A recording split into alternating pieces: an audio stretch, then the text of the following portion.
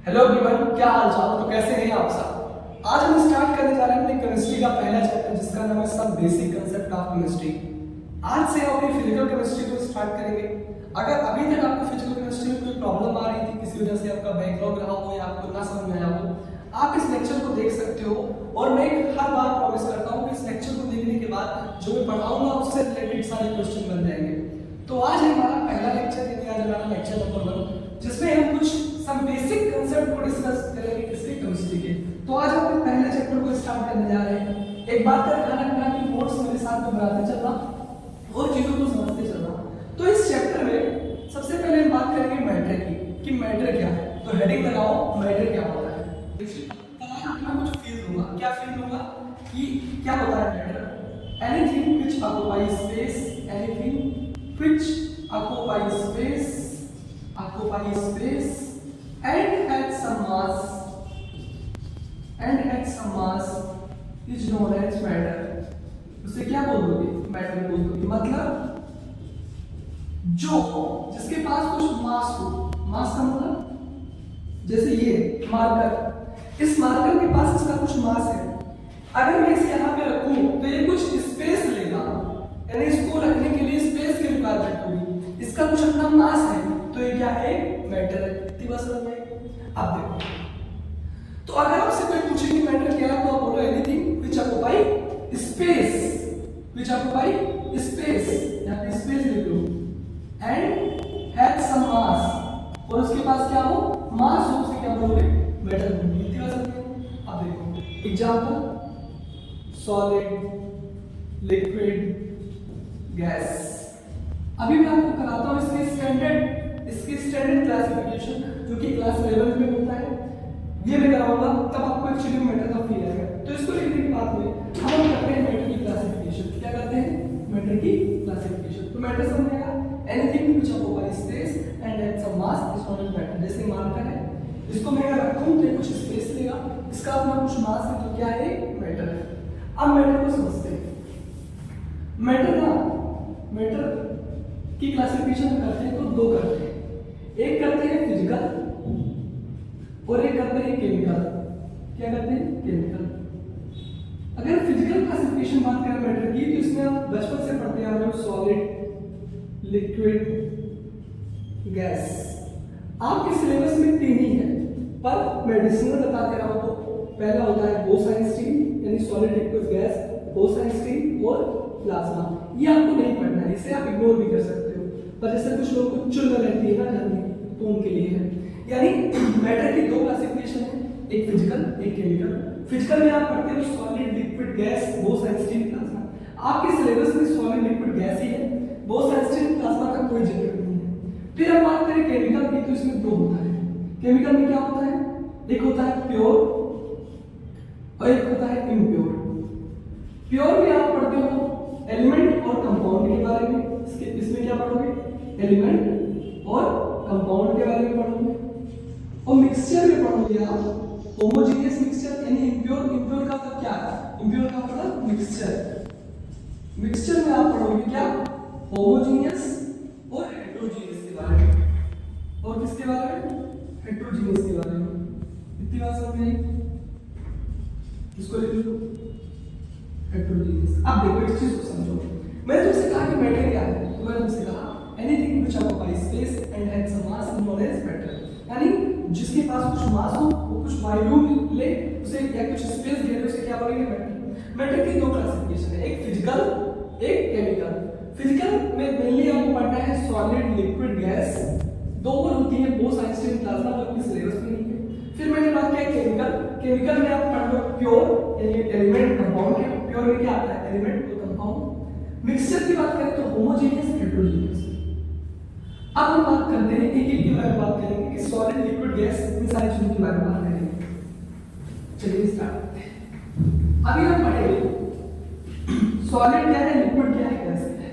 या देखो सबसे पहले सॉलिड तुम्हें बचपन से पता है कि सॉलिड क्या होता है। इंटरमॉलिक्यूलर फोर्स में बहुत स्ट्रांग होती है, लिक्विड में थोड़ी सी कमजोर होती है, गैसेस में बहुत कमजोर होती है। ठीक, तो सॉलिड क्या होते हैं? सॉलिड, अब मैं तुम्हें कुछ चीज बताऊंगा, इसको बहुत ध्यान रखना कि जैसे कि तुम्हें सॉलिड से लिक्विड में जाना है तो तुम क्या करोगे?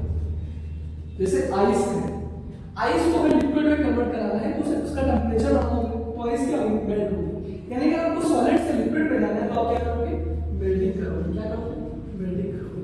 अगर आपको लिक्विड से गैस में जाना है तो आप क्या करोगे, एक पानी लो, बीकर में किसी बर्तन में पानी लो, उसको टेम्परेचर दो, बॉइल दो, तो लिक्विड गैस में कन्वर्ट होगी। यानी आप क्या करोगे, आप इवापोरेशन करोगे। क्या करोगे, इवापोरेशन करोगे। इतनी बात समझ में?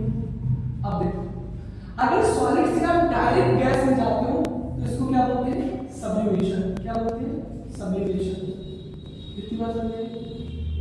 गैस से लिक्विड को कंडेंसेशन। क्या बोलोगे, कंडेंसेशन। इतनी बात समझ में?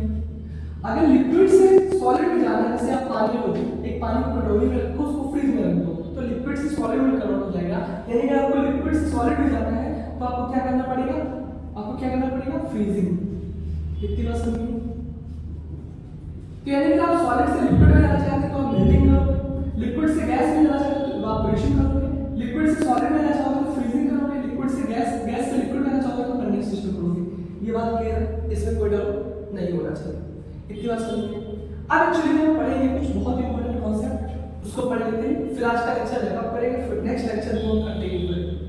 देखो, मैंने आपसे कहा कि सॉलिड से लिक्विड में जाना चाहते हो तो मेल्टिंग करोगे, लिक्विड से गैस में जाना चाहते हो तो इवापोरेशन करोगे, क्लास 9 से पढ़ रहे हो भाई। गैस से लिक्विड में जाना तो कंडेंसेशन करोगे, लिक्विड से सॉलिड में जाना तो फ्रीजिंग करोगे। इतनी बात समझिए।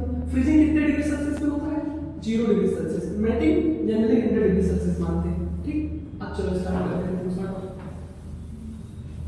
मैंने तुम्हें आज कुछ बहुत इंपॉर्टेंट चीज बताऊंगा। वो इंपॉर्टेंट चीज क्या है, बहुत ध्यान से सुनना। एक चीज ये समझो कि यार मैंने तुम्हें मैटर के बारे में बताया, सॉलिड लिक्विड गैस के बारे में बता दिया। अब मैं बात करूंगा एलिमेंट के बारे में। एलिमेंट के बारे में, एलिमेंट क्या है? जैसे आपने सुना होगा ऑक्सीजन। ऑक्सीजन क्या है, एक एलिमेंट है। क्या है, एलिमेंट है। ये कैसे एलिमेंट है, आपको बताऊंगा कि एलिमेंट का एक्चुअली मतलब क्या होता है। एलिमेंट जो होता है ना, एलिमेंट एक प्योर सब्सटेंस होता है।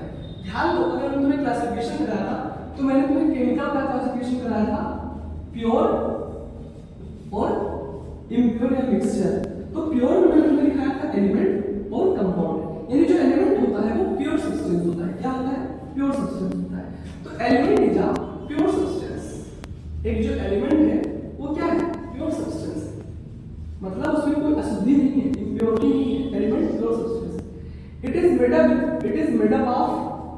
made up of same type of atom। यानी एक एलिमेंट मान लो ऑक्सीजन का है, फॉर एग्जांपल ऑक्सीजन का कोई एलिमेंट है, ऑक्सीजन एक एलिमेंट है, तो ऑक्सीजन का एलिमेंट कैसे बना, ये ना ऑक्सीजन के same type of atom combine हुए तब जा करके, same type of atom combine हुए तब जा करके ऑक्सीजन का एक एलिमेंट बना। इतनी बात समझिए, यानी सेम टाइप ऑफ एटम जब कंबाइन हुए तो ऑक्सीजन का एक एलिमेंट बना। इतनी बात समझिए। यार देखो, चीजें थोड़ा विजुअलाइज करने से कांसेप्ट्स क्लियर होते हैं। तो बात का हमेशा ध्यान रखना कि जो चीज तुम आज पढ़ रहे हो ये तुम्हें आज बहुत पढ़ी लगेगी, तुम्हें लगेगा कि मैं क्या नहीं पढ़ रहा हूँ, मुझे नहीं समझ में आ रहा होगा, पर यार एक्चुअली बहुत बेसिक है। आपके कंसेप्ट्स बहुत स्ट्रांग होने चाहिए। आप अपने कंसेप्ट्स को स्ट्रांग कर सकते हो प्रैक्टिस से। जैसा कि किसी ने बहुत महापुरुष में कहा है कि practice makes a person perfect. अगर आप परफेक्ट होना चाहते हैं, मेरी बात को बहुत ध्यान से सुनना, किसी भी काम में, पढ़ाई में, प्रोफेशन में, किसी भी चीज में, तो आप क्या करो, आप ना उसके बारे में सोचना स्टार्ट करो। जब आप सोचोगे, जब आप विजन, अपना विजन बनाओगे, विजन, अगर आपने कोई चीज, किसी चीज का विजन बनाया और विजन बनाने के बाद मतलब किसी चीज को सोच लो तुम कि मुझे ये करना है, अगर आपके अंदर ना, अगर आपने सोच लिया कि मुझे इस चीज को करना है, तो यार जानते हो इम्पॉसिबल में भी होता है आई एम पॉसिबल। इस दुनिया में कुछ इम्पॉसिबल नहीं है। ये जो चीजें मैं तुम्हें बता रहा हूँ, तुम्हें लग सकता है कि ये बहुत टफ है, पर टफ कुछ नहीं होता भाई। जब मैं भी 11th में था, जब मैं भी 12th में था, तो मुझे भी लगता था कि यार जो चीज है ना वो पहली बार में समझ में नहीं आती है, पर जब आप प्रैक्टिस करते हो तो जो चीजें इम्पॉसिबल लगती है ना वो पॉसिबल होने लगती है। तो सबसे पहले आप अपना ना एक गोल बनाओ, एक गोल बनाओ कि इस चैप्टर को मुझे इस तरीके से पढ़ना है, फिर भटको मत, आप अपना विजन स्ट्रॉन्ग करो। कहते हैं ना, किसी महापुरुष ने कहा है कि अगर आपने जिंदगी में कुछ बड़ा करना चाहते हो, अगर आप चाहते हो कि कुछ बड़ा करना है ना, तो आप पहले विजन बनाओ, एक नजरिया बनाओ सोचने का, एक सोचो उसके बारे में, उसके बारे में सोचना स्टार्ट करो। पहले क्यों ढूंढो कि मुझे क्यों ही करना है। जब आप विजन बनाते हो ना तो अपने आप डायरेक्शन आ जाती है। क्या आती है? डायरेक्शन। और जब डायरेक्शन एक बार किसी इंसान के अंदर आ गई तो ऑटोमेटिक नहीं हो रहा, सबसे पहले अपना विजन क्लियर करो कि आपको जिंदगी में करना क्या है। जिस दिन आपने अपने विजन को स्ट्रॉन्ग कर लिया, आपके पास डायरेक्शन आ जाएगी और फोकस आ जाएगा। और जिस इंसान के पास ये तीन चीजें आ जाए वही परफेक्ट होता है। मतलब समझ में आया? मतलब ये कि तुम्हारे लाइफ में बहुत प्रॉब्लम होगी, तुम्हारे लाइफ में कई बार ऐसा सिचुएशन आएगा कि तुम्हें तोड़ेगा, तुम्हें लगेगा कि यार ये क्विट कर देना चाहिए, बहुत बहुत हार्ड टाइम आएगा। अभी तुम्हारी स्टार्टिंग है, अभी तो जिंदगी तुम्हें देखनी है, तो जब तुम्हारा जिंदगी में हार्ड टाइम है तो तुम बस उसे एक्सेप्ट करना, मेहनत करना, और ये हार्ड टाइम पास होगा, बस पेशेंस रखना, घबराना मत। क्योंकि भगवान चुनौतियां भी उन्हें देता है जिसके पास कैपेसिटी होती है उसको हैंडल करने की। अगर भगवान तुम्हें बहुत प्रॉब्लम दे रहे हैं तो इसका मतलब ये है कि तुम इकलौते ऐसे इंसान हो जो उसको बियर कर सकते हो। इस दुनिया में किसी के अंदर ताकत नहीं, उतनी क्षमता या उतनी प्रॉब्लम्स को बियर करने की। तो all the very best, next lecture में मिलेंगे और कुछ और बातें करेंगे। तब तक के लिए ओके बाय, बाबा, सी यू, टेक केयर।